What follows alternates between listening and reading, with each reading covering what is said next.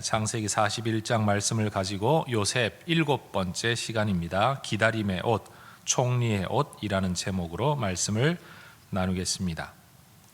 요셉이 감옥에서 만났던 술 맡은 관원장, 또 떡 맡은 관원장, 이 두 사람은 바로의 이집트 왕의 식성을 아는 사람이지요. 기질도 알고 성격도 알고 어떨 때 왕의 기분이 좋은지 나쁜지를 압니다. 또 왕 옆에 있는 사람들 가운데 누가 충직한 사람인지 간사한 사람인지도 아마 이 두 사람은 나름대로의 기준을 가지고 판단하고 있었을 겁니다. 요셉이 이들을 멀리서 구경한 것이 아니라 그들과 교제를 직접 나눕니다. 이 감옥이 아니었다면 절대 만날 수 없는 사람들을 만나서 들을 수 없는 이야기를 듣고 배울 수 없었던 것들을 이 감옥에서 배워갑니다.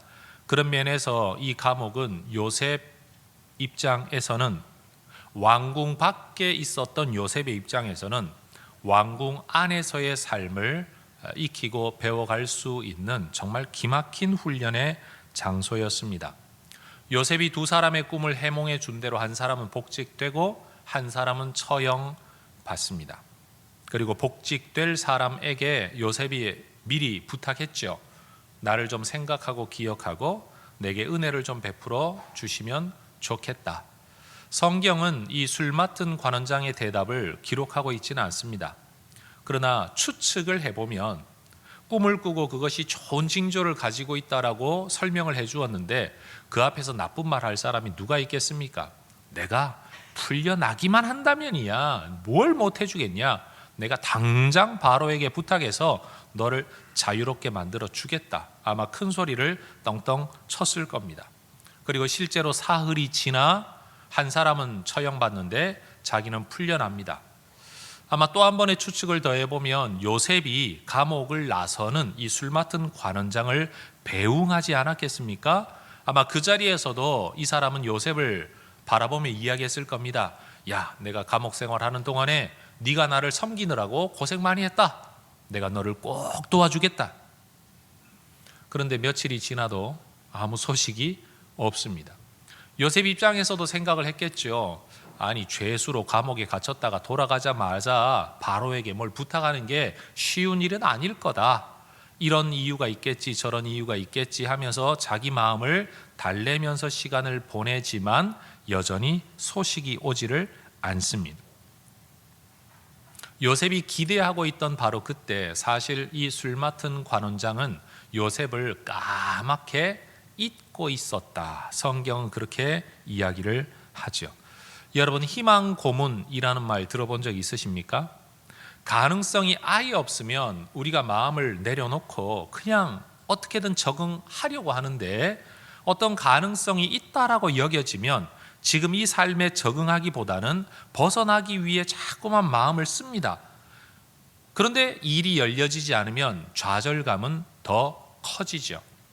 그래서 희망 고문이라는 게 사람을 더 힘들게 만든다라고 이야기들을 합니다. 요셉이 처음부터 이런 관리들을 만나지 않았다면, 또는 술 맡은 관원장과의 대화 속에서 어떤 풀려날 가능성이 아예 없었다면 어쩌면 요셉은 좀 체념하고 감옥 생활에 적응했을지도 모릅니다만, 어쨌든 이런 대화 가운데 이런 사건을 통해 요셉 안에서도 희망이 있었지만 희망대로 길이 열려지지 않는 또 다른 고통을 그는 겪어야만 했었죠. 아버지에게서도 요셉은 사실 죽은 사람으로 여겨졌지 않습니까? 그리고 그 시간에 그는 이집트에서 종살이를 해야 했습니다. 그런데 지금은요, 여전히 살아있으나 죽은 사람, 잊혀진 사람으로 그는 감옥에서 또 살아가야 합니다. 요셉은 어쩌면 감옥 안에서 이 잊힘의 시간 동안 하나님 앞에 탄식하고 울부짖어 기도했을지 모릅니다. 왜 내 인생은 이렇습니까? 왜 나는 이렇게 계속 될 듯 하다가 안 되는 겁니까? 시편의 어떤 기록들을 보면 시편의 기록자들도 하나님 앞에 이런 탄식의 노래를 부릅니다. 여러분, 믿음의 사람들도요, 답답할 때가 있습니다. 예수 믿고 하나님 섬기는 사람들도 고통스러울 때가 있습니다. 그때 믿음의 사람들은 하나님 앞에 탄식했습니다. 어떻게 노래했느냐? 시편 13편 1절을 보면 여호와여, 언제까지입니까? 나를 영원히 잊으시렵니까? 주의 얼굴을 나에게서 어느 때까지 숨기시겠습니까? 시편 22편에도 말합니다. 내 하나님이여, 내 하나님이여, 어찌 나를 버리셨습니까? 어찌 나를 멀리하여 돕지 아니하시며 내 신음소리를 듣지 않으십니까? 내 하나님이여, 내가 낮에도 부르짖고 밤에도 잠잠하지 아니하지만 하나님은 응답하지 않으시는군요. 밤낮으로 탄식하며 기도하지만 응답하지 않는 하나님에 대하여 믿음의 사람들도 이런 노래를 불렀다는 겁니다. 여러분, 저는 이 부분에서 이런 생각을 한번 해봤습니다. 우리가 살아오면서 누군가에게 내가 작은 도움이라도 주겠노라고 약속을 해놓고 혹시라도 내가 잊어버린 것 없나? 라는 생각을 제가 했습니다. 왜냐하면 내게는 별 것 아니고 때로는 건성으로, 때로는 귀찮아서, 때로는 그냥 한번 해본 말인데, 내게는 별 것 아닌 그 말이 그 사람에게는 희망인데, 소망이었는데 그것이 지켜지지 않아서 그 사람에게는 내 말이 희망 고문으로 작동하는, 혹시 우리가 그런 실수를 하지 않았느냐라는 거죠. 오늘 이 예배 중에 또는 이 예배를 마치고 난 이후에라도 우리가 잠깐 좀 생각을 해보면서 내가 했던 말을 좀 지켜서 가부간에 좀 답을 줌으로써 또 다른 사람이 나 때문에 힘들어하는 일이 없도록 여러분, 우리 그리스도인으로서 내 말에 신실하게 반응하는 그런 하나님의 사람들이 될 수 있기를 원합니다. 우리 옆에 분에게 이런 인사를 한번 해보고요, 이 말을 여러분의 자녀들과 여러분 주변 분들에게 한번 사용해 보시면 좋겠습니다. 여러분, 우리가 의미 없이 던진 그 말이 누군가에게 희망 고문이 될 수 있다. 어떤 면에서 우리가 자녀를 양육할 때도 마찬가지입니다. 어떤 그 상황을 넘어가기 위해서 애들한테 그래서 알아서 해줄게 그렇게 지나가 놓고는 아이는 그걸 기다리고 있는데 부모는 그것을 잊어먹고 있다면 애들 마음속에 우리가 약속을 잘 지켜야 된다, 사람이 말에 신뢰성이 있어야 된다, 별의별 말을 다 해도 아마 아이는 마음속에 약속이라는 거 그거 별거 아닌 거다라고 생각하게 될지도 모르죠. 좀 손해보는 일이 있더라도 여러분, 우리가 약속한 것은 좀 지켜나가는 그런 삶을 그리스도인으로서 살아갈 수 있기를 축복합니다. 우리 성도님들 가운데도 혹시 제가 목사로서 무슨 말을 했는데 제가 안 지켜가지고 혹시 여러분이 지금 힘들어하는 분이 계시다면 꼭 연락을 주십시오. 제가 까먹고 있을지도 모릅니다. 나쁜 사람이라 그런 게 아니고 제가 까먹고 있어서 그럴지도 몰라요. 여러분, 우리가 하나님 안에서 이런 은혜를 베푸는 자가 될 수 있기를 원합니다. 술 맡은 관원장이 요셉을 잊어버렸기 때문에 요셉은 2년의 감옥 생활을 더 해야 했습니다.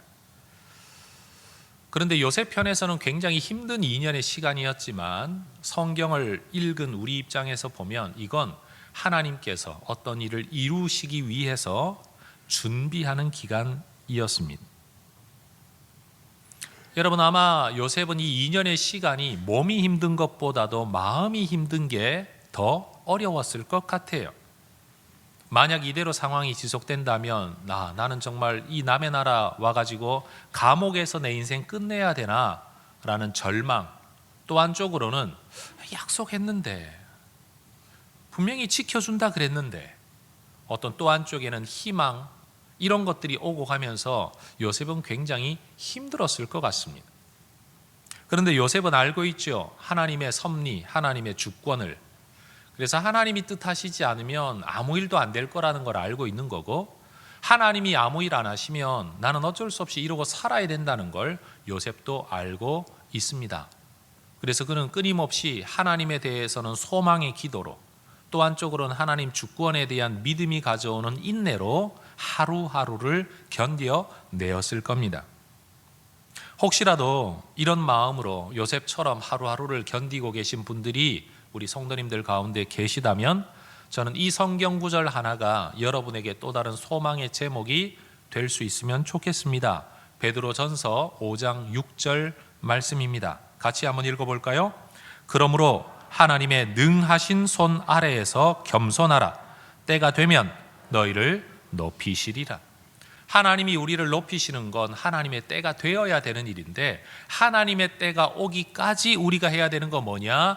겸손해야 된다는 겁니다. 주어진 인생 내 뜻대로 되지 않는다는 걸 인정하고 받아들이라는 거지요. 그러나 하나님의 능하신 손이 우리를 붙들고 있다는 것을 믿는 믿음으로 하루하루를 이겨내라 라고 성경은 말합니다.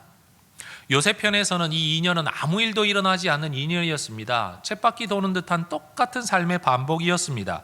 그러나 하나님 편에서는 분주하게 일하시는 2년이었습니다.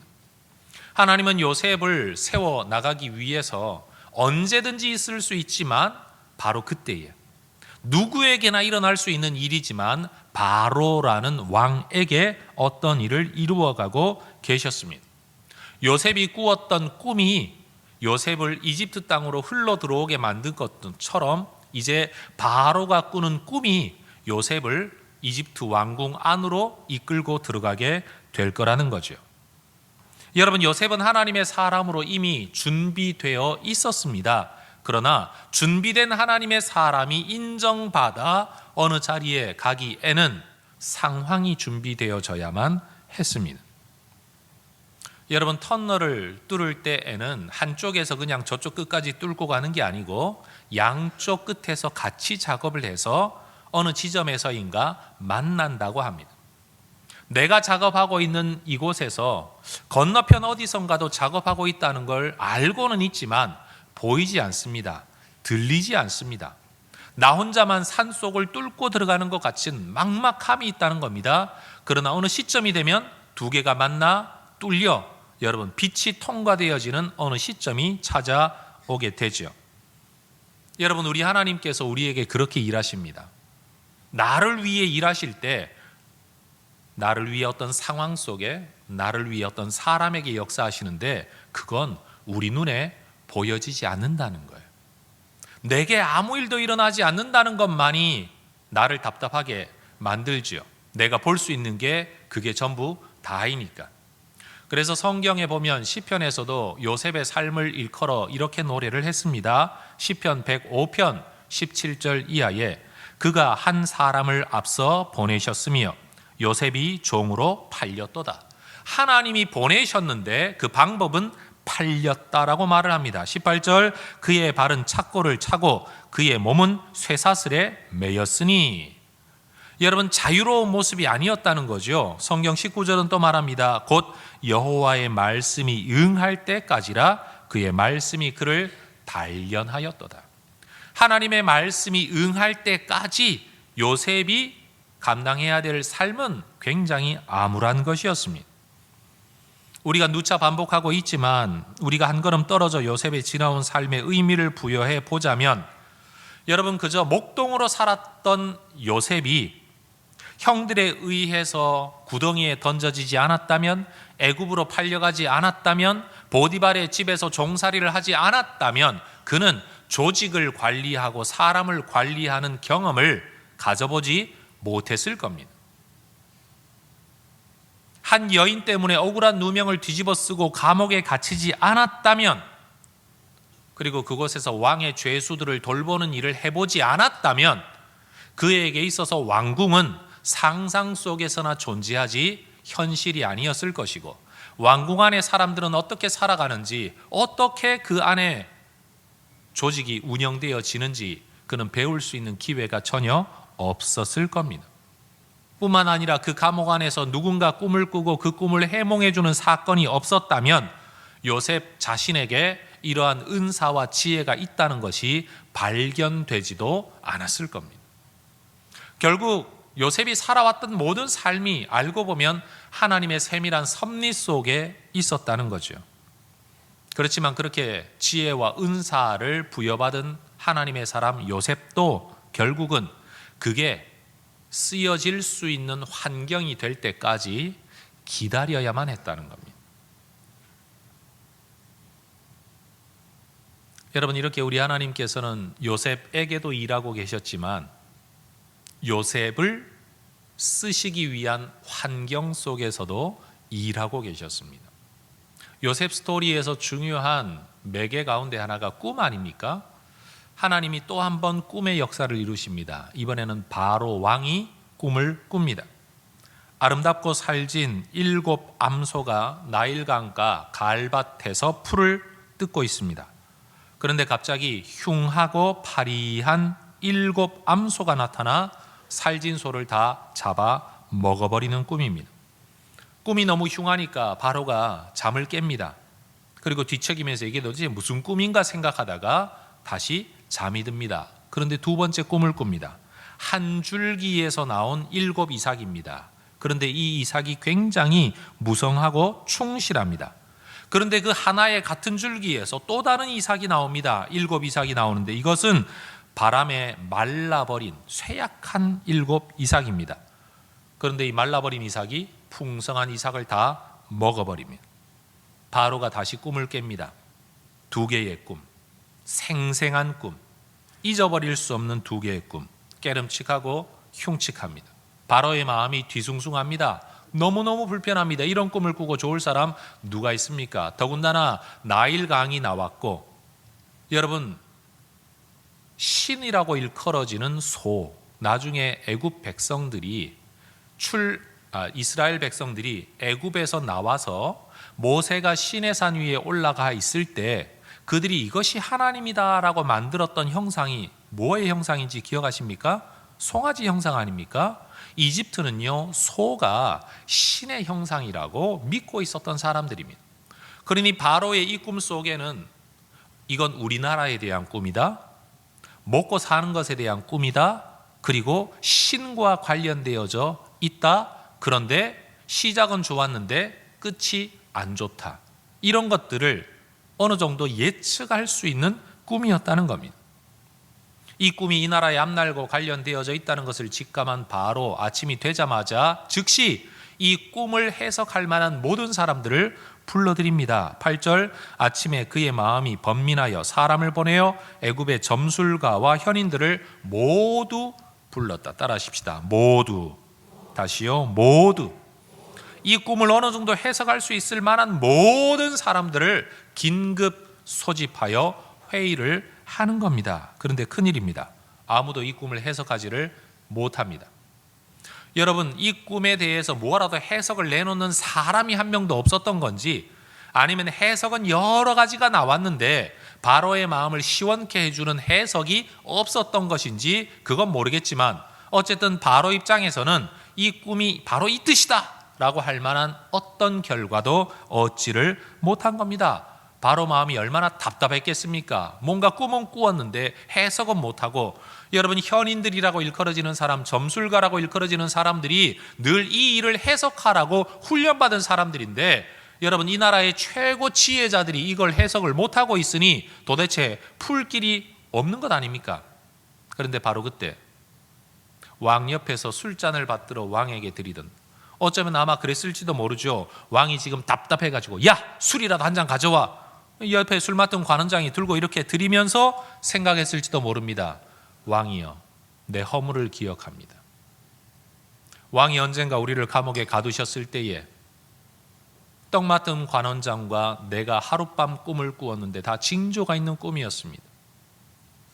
그런데 이 꿈 때문에 우리가 굉장히 번민할 때에 거기에 시위대장의 종되었던 히브리 소년이 이 꿈을 해몽해 주었는데, 그 해몽 그대로 그때 그 사람은 처형당했고 저는 이 자리로 복직되었습니다.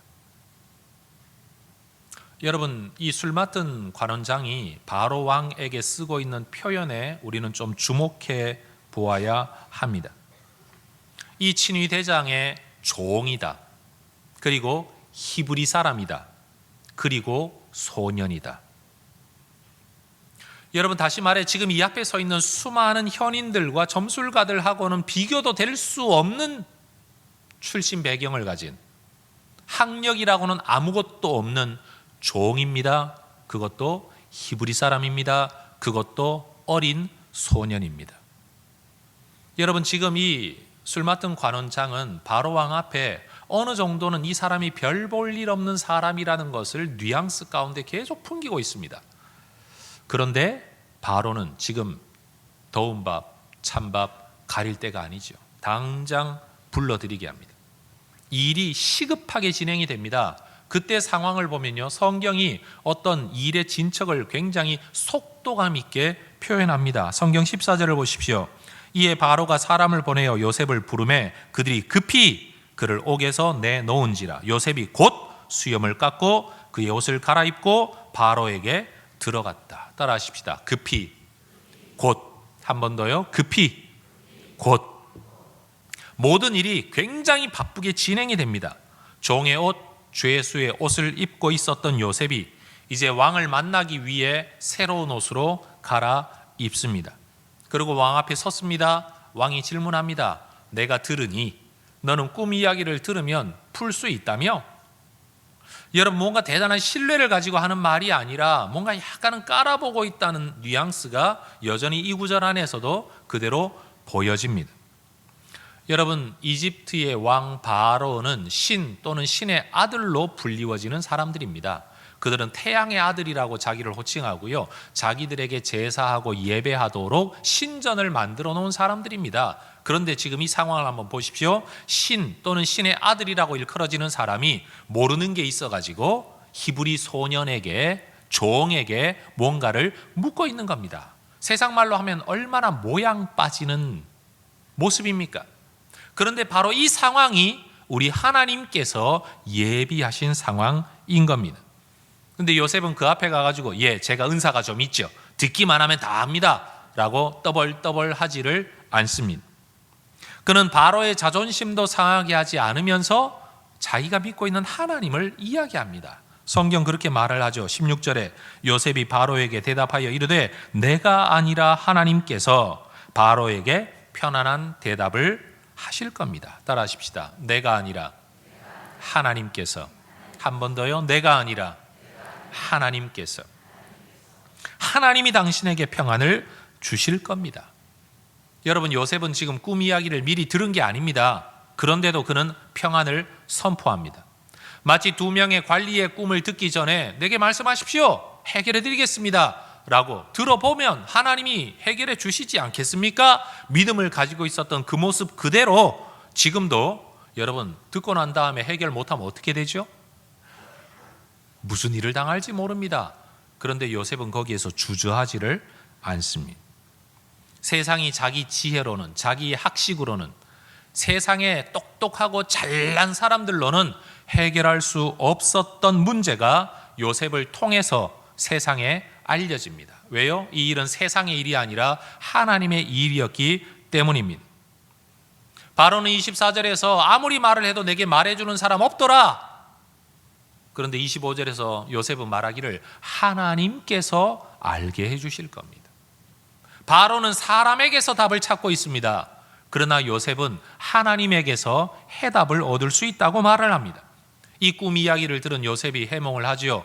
두 번 겹쳐 꾼 것은 하나님이 이 일을 이루실 것을 확정했다는 뜻이고, 7 암소와 7 이삭은 전부 다 7년을 의미하고, 앞에 거는 대풍년을, 뒤에 나타난 일은 대흉년을 의미한다. 그런데 여러분, 꿈만 해몽한 게 아니고 요셉은 이 일을 어떻게 하면 해결할 수 있는가를 대안을 제시합니다. 이 일을 관리할 수 있는 전체 책임자를 한 사람 세우고 지역마다 책임자를 두어 이 풍년의 기간 동안 5분의 1의 곡식을 무조건 다 세금으로 바치게 해서 각 성 요지마다 이것을 쌓아두게 하십시오. 그러면 나중에 또 다른 7년의 흉년이 찾아올 때 그 쌓아둔 곳에서 그 지역으로 곡식을 분배할 수 있을 겁니다. 마치 요셉은 이 꿈을 알고 있었다는 듯이, 그리고 이 문제를 어떻게 하면 해결할 수 있는지 미리 연구해 왔다는 듯이 그 자리에서 즉각 이 대답을 합니다. 여러분, 저는 이것이 하나님이 주시는 지혜라고 생각을 합니다. 세상의 지식은요, 내가 배운 것만 압니다. 내가 공부한 것만 압니다. 읽어보고 연구한 것만 안다는 거예요. 그런데 지혜는 내가 연구하지 않았더라도, 미리 준비하지 않았더라도 즉각적으로 떠오르는 대응책이죠. 여러분, 우리가 세상의 지식도 참 중요합니다만 하나님의 지혜가 저와 여러분에게 있기를 소망합니다. 여러분, 지식은 솔로몬이 말한 그대로 끝이 없어요. 공부하는 것도 끝이 없고 책을 쓰는 일도 끝이 없고 책을 읽는 일도 끝이 없습니다. 여러분, 그 지식을 가지고 세상을 살려고 달려들면, 저는 지식 무용론을 말하는 게 아닙니다. 지식을 다 가지고 세상을 살려고 하면 이 세상 살아갈 수 있는 사람 아무도 없습니다. 우리에게 필요한 건 하나님의 지혜입니다. 생각지도 않은 문제를 만날 때, 너무나도 급박하게 찾아오는 문제 앞에서 연구해보고 응답하기에는 시간이 없을 때 정말 우리에게 필요한 게 지혜라는 것입니다. 이 하나님의 지혜, 요셉에게 주어졌던 지혜가 저와 여러분에게도 풍성하게 주어지기를 축복합니다. 애굽의 점술가들과 현인들이 해석하지 못했던 문제, 해석도 못했기 때문에 대안도 제시하지 못했던 문제를 종이었던 요셉이 풀어냅니다. 37절을 보면 바로와 그의 모든 신하가 이 해석과 이 대안을 너무 좋게 여깁니다. 바로의 마음이 얼마나 흡족했던지 바로가 신하들에게 요셉을 자랑합니다. 38절, 이와 같이 하나님의 영에 감동된 사람을 우리가 어찌 찾을 수 있겠느냐. 그리고 얼굴을 돌려 요셉을 쳐다보며 신하들 앞에서 요셉을 칭찬합니다. 39절, 하나님이 이 모든 것을 너에게 보이셨으니 너와 같이 명철하고 지혜 있는 자가 없도다. 하나님의 사람이 하나님의 사람으로 인정받습니다. 그러나 질문해 봅니다. 여러분, 요셉이 이 은사를 지금 받았습니까? 아니요, 이미 받은 겁니다. 그런데 지금 인정받는 겁니다. 여러분, 우리가 하나님의 은혜를 누리면, 하나님의 은사를 가지게 되면 하나님은 때때로 우리를 어떤 상황에 몰아넣어 그 자리에 세워 우리 안에 있는 은사를 통해 하나님의 하나님 되심을, 우리가 하나님의 사람 됨을 드러내십니다. 여러분, 은혜를 받는 것과 그 은혜가 쓰여지는 것 사이에는 시차가 있다는 사실을 우리가 인정할 수 있으면 얼마나 좋을까요? 하나님의 말씀을 듣는 자리와 그 하나님의 말씀이 적용되는 자리가 시차가 있다는 사실, 오늘 내가 기도하며 기쁨 가운데 은혜 가운데 살아가는 은혜의 삶과 그 은혜의 삶이 언젠가 이겨낼 수 있는 힘이 되어 극복해야 될 어려운 상황을 만나는 것 사이에는 시차가 있다는 사실이. 여러분, 은혜를 받을 때 충분히 받으시기를 바랍니다. 그 은혜는요, 언젠가 내게 찾아올 믿음이 아니면 이겨낼 수 없는 고난 또는 환난 또는 고통의 때를 위한 하나님의 예비하심, 하나님의 예방주사라는 사실을 알아야 됩니다. 오늘 내가 은혜 받았다고 좋다 떠들고 돌아다닐 게 아니고, 오늘 내가 받고 있는 은혜는 언젠가 내 신앙의 흉년의 때를 견디어낼 수 있도록 오늘 미리 쌓아주시는 하나님의 역사라는 말입니다. 바로는 너무나도 기분이 좋았습니다. 그 자리에서 즉각 요셉에게 최고 관직을 부여합니다. 특별히 여러분, 바로가 끼고 있었던 인장 반지, 도장인자입니다. 장식하기 위한 보석이 박혀있는 반지가 아니라 바로의, 한마디로 하면 옥쇠와 같은 반지, 왕의 결재를 상징하는 그 반지를 빼어서 요셉에게 넘겨줍니다. 이걸 보면 요셉이 지금 가지게 되는 직책은 이전에 누군가가 가지고 있었던 직책을 빼앗아 요셉에게 주는 게 아니라는 걸 알 수 있죠. 만약 왕이 자기의 결재 권한을 대신할 수 있는 사람이 있었다면 그에게 이미 반지를 맡겼지 않겠습니까? 그렇다고 반지가 여러 개일 수는 없고요. 결국은 지금 바로는 이전에 없었던 직책에 요셉을 임명하고 있는 겁니다. 이전에 주지 않았던 권한을 그에게 맡기는 거죠. 자기가 결제 도장 찍었는데 이제는 네가 다 찍어라. 그리고 권위와 권세를 상징하는 목에 금목걸이를 걸어주고, 지금껏 죄수의 옷을 입고 기껏 왕좀 만난다고 깨끗한 옷 입고 있었던 요셉의 옷을 총리의 옷, 세마포 옷으로 갈아입혀 줍니다. 그리고 왕이 타던 수레를 그에게 줍니다. 그리고 요셉이 행하는 길에는 언제나 이런 소리가 선포되죠. 엎드리라. 우리 사극 용어로 바꾸면 물러거라. 요셉이 행하는 곳 어디에서나 그 앞서가는 길에 이 말이 외쳐집니다.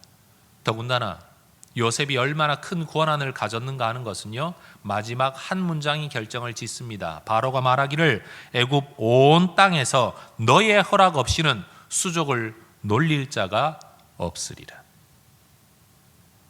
정말 어마어마한 권한이 요셉에게 주어집니다. 여러분, 이때 요셉의 나이가 몇 살이었을까요? 30세였다고 말합니다.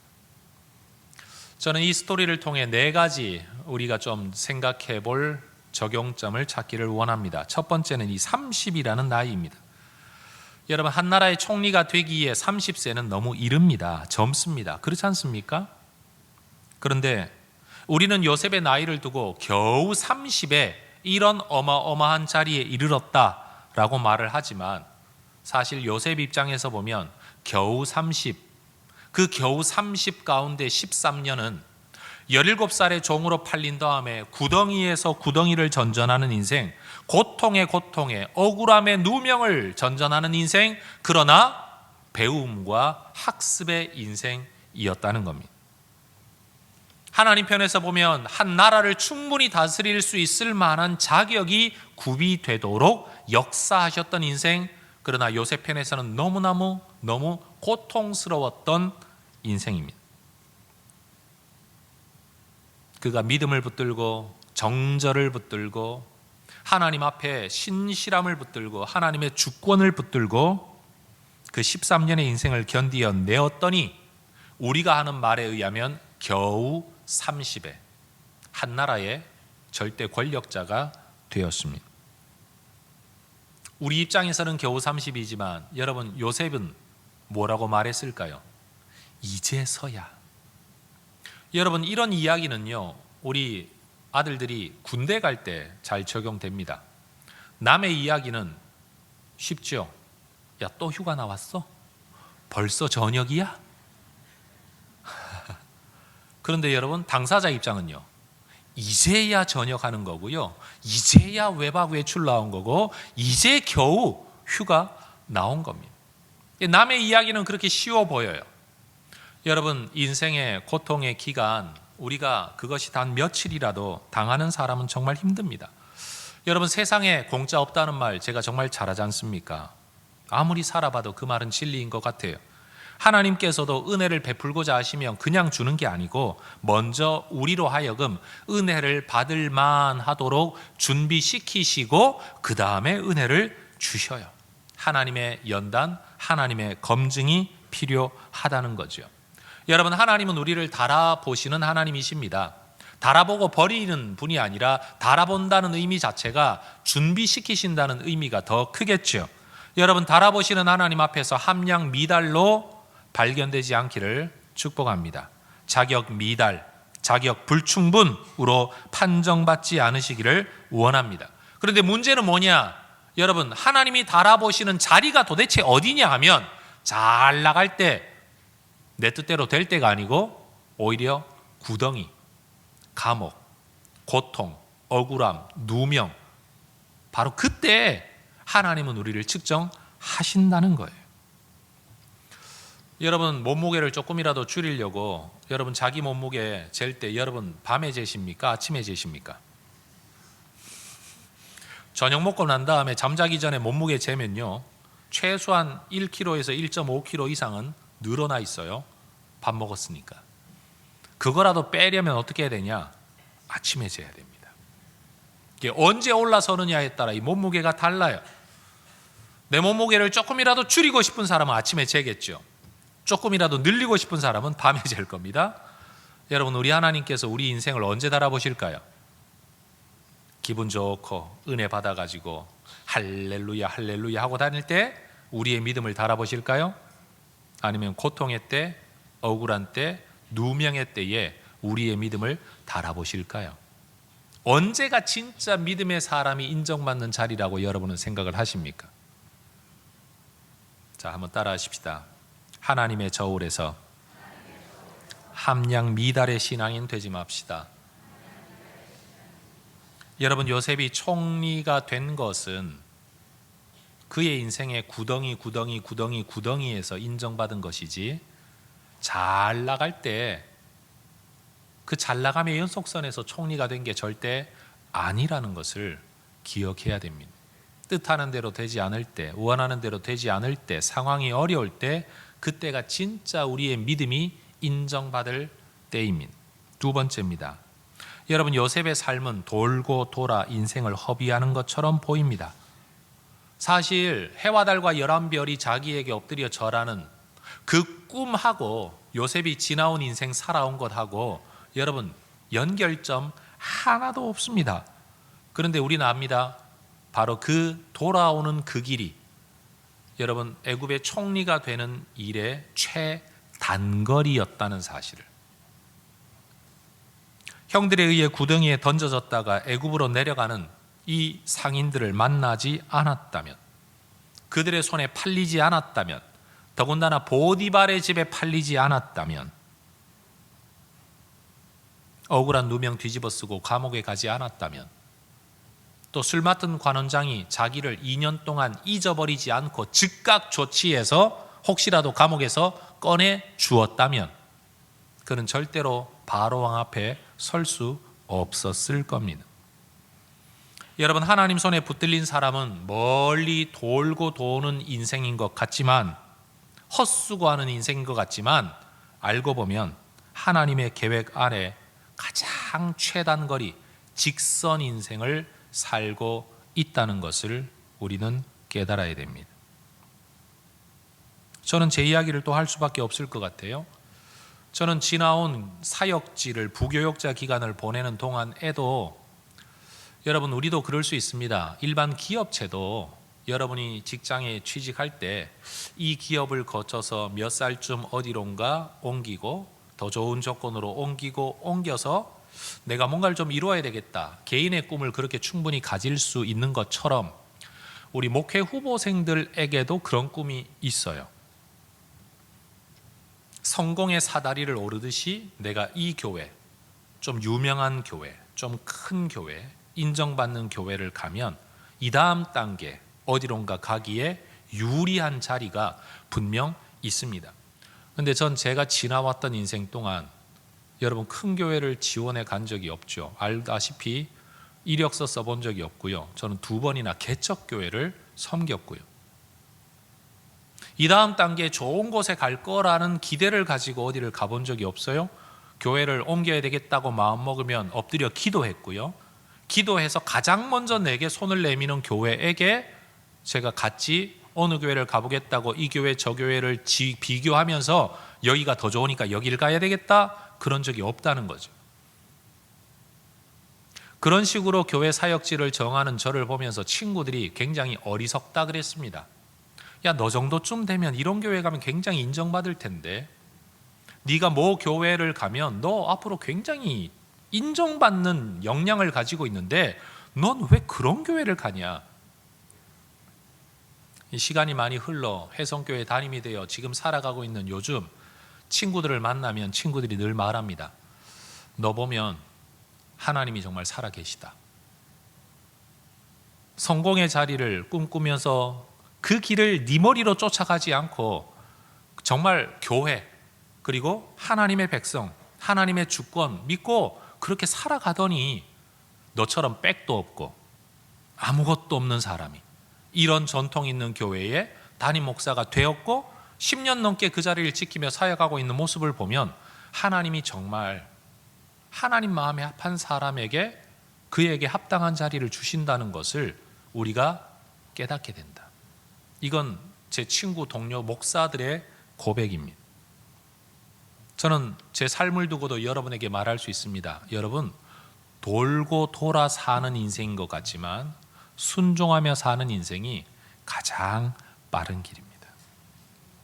잔머리 굴려가지고 빨리 유명해지고 빨리 출세하고 빨리 영향력을 가지게 되려고 하는 사람 잘 오래가지 않죠.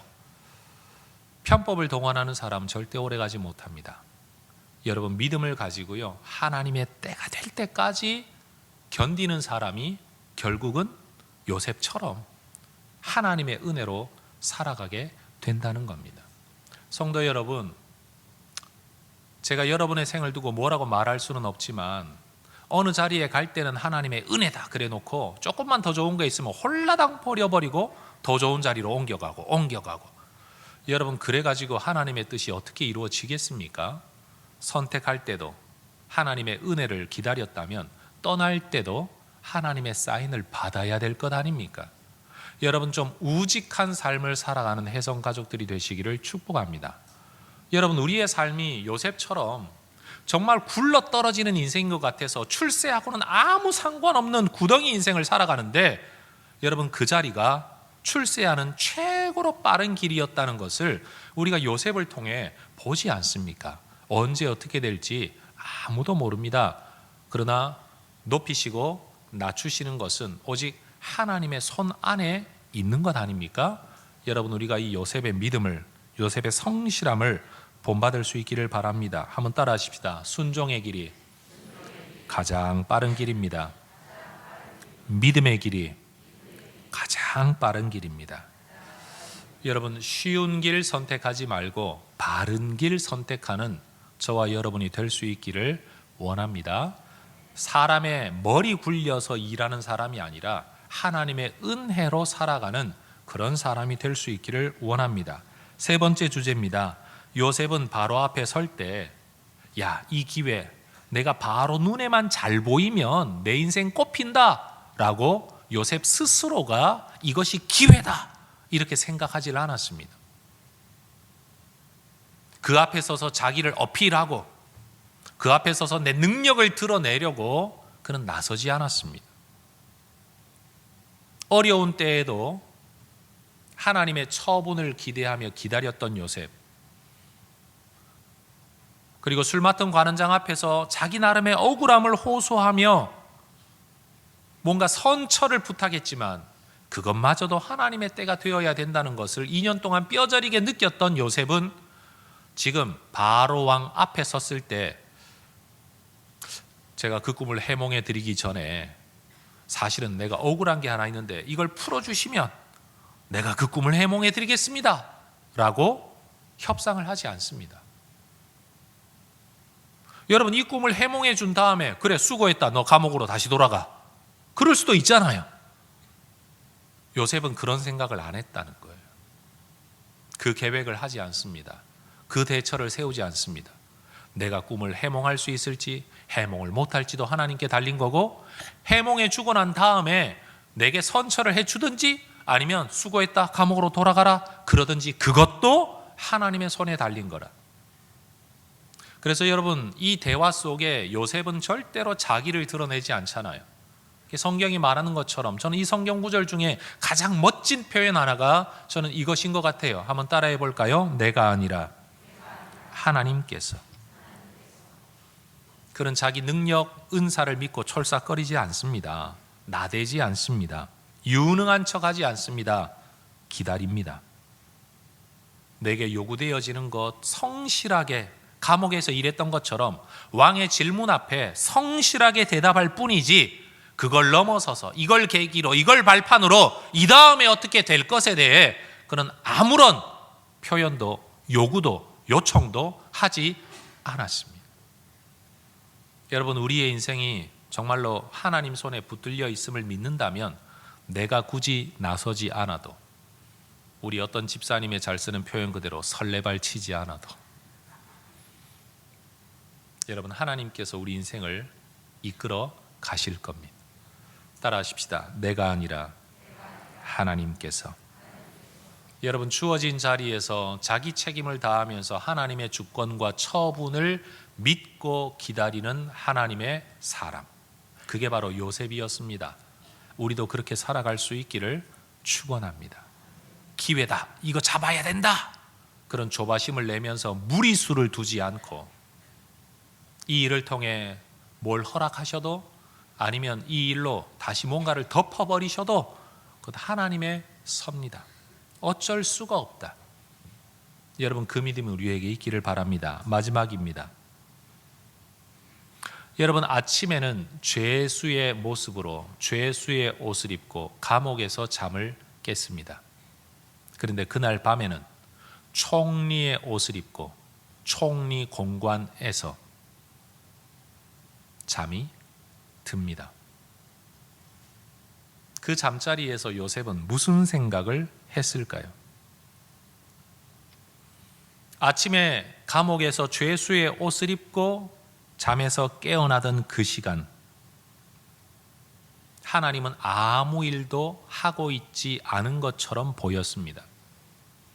그날 하루의 업무를 시작할 때도 늘상 해왔던 일상적인 감옥의 아주 단조로운 패턴대로 요셉은 움직였을 겁니다. 아무 일도 일어나고 있지 않다. 내가 기다리는 소식이 오고 있지 않다는 것만 내 마음을 괴롭게 만드는 그때 사실 하나님은 간밤에 바로의 꿈속에 이미 역사하셨습니다. 일상적인 죄수들을 돌보는 일을 하고 나 정말 이렇게 살다가 죽어야 되나? 라고 답답해하던 그날 아침에 사실 왕국은 발칵 뒤집혀져서 난리를 피우고 있었습니다. 하나님이 일하고 계셨기 때문에. 내 터널은 뚫리지 않는 것 같은데 반대편에 하나님의 또 다른 터널은 어마어마한 속도로 뚫리고 있었습니다.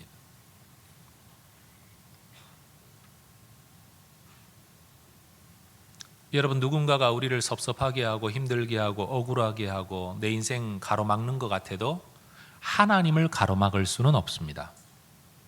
나를 향한 하나님의 계획과 뜻을 가로막을 수는 없다는 겁니다. 한번 따라해 볼까요? 우리가 한숨 짓는 그 순간에도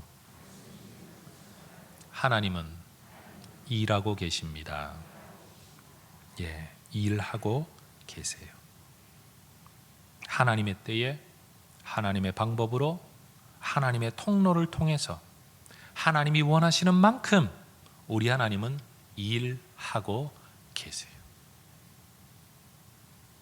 제가 해성교회를 담임으로 오기 전에도 저는 일상의 일, 일상의 사역, 여러분 그 일을 분주했을 뿐이지 이 교회에서 무슨 일이 일어나고 있는지 어떤 분위기가 만들어지고 있는지 저는 모르죠. 그러나 하나님은 일하고 계셨어요. 해성교회가 원로 목사님 은퇴하신 직후에 청빙위원회가 구성되어져서 그 청빙위원회가 목사님을 모시려고 했던 기준 조건에 의하면 저는 해성교회 절대 못 올 사람이거든요. 나이도 없죠. 학위도 없죠. 이 조건 저 조건 뭘 들여다봐도 저는 올 수 없는 사람. 근데 하나님이 일하셔서 결국은 제가 여기까지 오게 되었습니다. 여러분, 하나님은 터널의 양쪽 끝에서 일하십니다. 내 편에서 아무 일이 보이지 않더라도 반대편에서 하나님 일하고 계세요. 오늘 나는 깜깜한데 하나님 다른 데서 일하고 계세요. 하나님의 때가 되면 두 터널이 뻥 뚫려서 빛이 통과되는 것처럼 언젠가 하나님께서 갑자기 겨우 30에 어떤 일을 이루신다. 사람들은 그렇게 말하는 때가 우리에게 찾아올 겁니다. 우리 이 앞에 분을 한번 격려하십시다. 깜깜하고 힘들어도 요셉처럼 인내하십시다. 하나님이 어디선가 여러분을 위해 일하고 계십니다. 합심해서 한번 기도하십시다. 하나님,